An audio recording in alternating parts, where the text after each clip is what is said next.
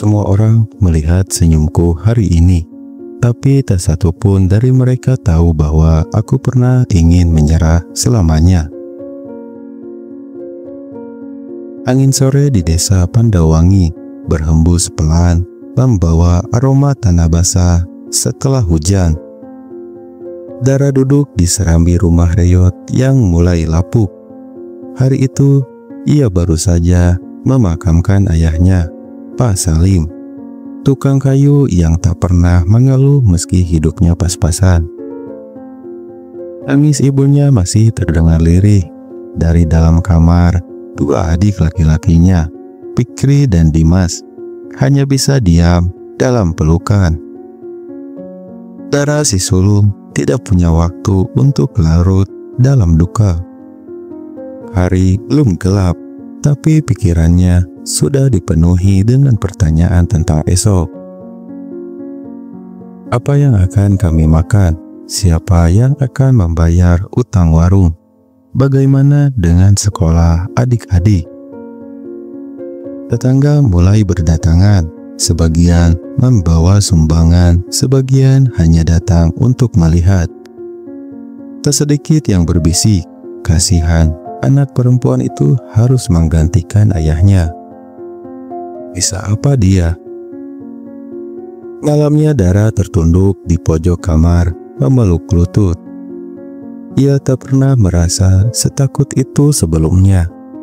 Hatinya memberontak ingin berteriak, "Tuhan, kenapa secepat ini?" Hidup tidak menunggu orang selesai berduka. 2 hari setelah pemakaman, Dara mulai mencari pekerjaan. Ia ditolak di toko kelontong karena dianggap terlalu muda. Ia mencoba menjadi buruh cuci, mengantar pesanan makanan, hingga menawarkan diri membantu warung tetangga. Setiap malam kakinya pegal, tubuhnya lelah, tapi pikirannya terus bekerja. Kadang ia hanya tidur 3 jam. Hingga akhirnya ia belajar meracik jamu dari neneknya, menjualnya keliling desa. Hasilnya hanya cukup untuk membeli beras dan sedikit lauk. Omongan miring pun datang, cantik-cantik tapi cari uang keliling kampung. Dara pura-pura tak mendengar, tapi hatinya retak sedikit demi sedikit. Di satu malam yang dingin, Dara rebahan di atas tikar yang butut.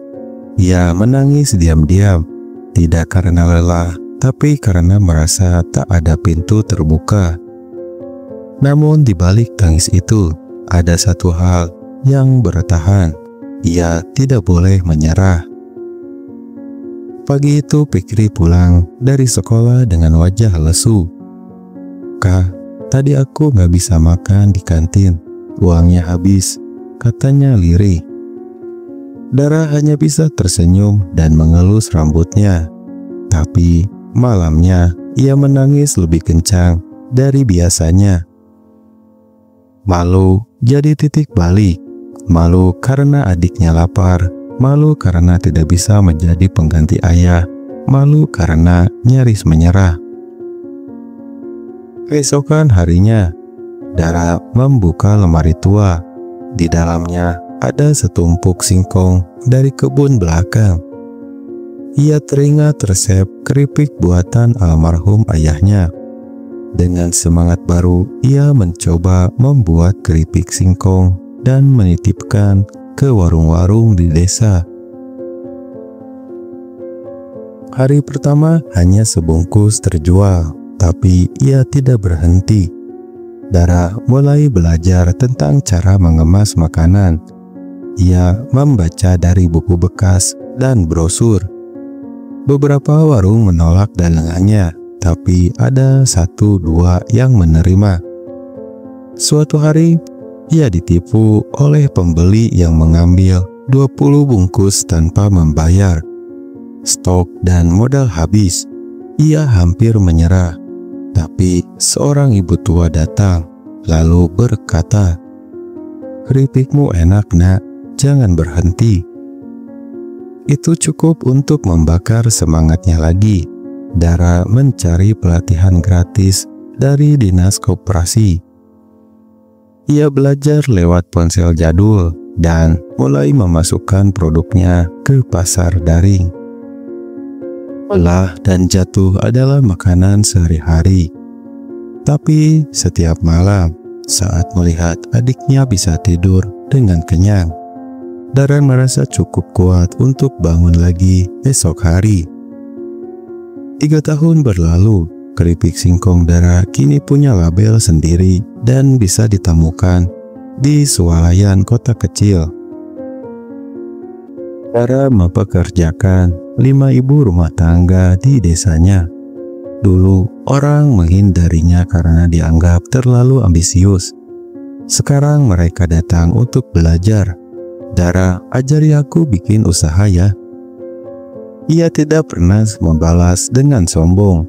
Ia tahu rasa sakit dihina, maka ia memilih menjadi jembatan, bukan tembok. Di sebuah panggung kecil, saat hari UMKM desa, Dara dipanggil ke depan. Ia menerima penghargaan sebagai penggerak ekonomi wanita inspiratif. Suasana hening saat ia bicara. Suaranya bergetar. Saya bukan orang hebat. Saya hanya anak kampung yang tidak punya pilihan selain terus berjalan. Kalau dulu saya menyerah, saya tidak akan berdiri di sini. Air matanya jatuh, tapi kali ini bukan karena lelah, tapi karena bersyukur.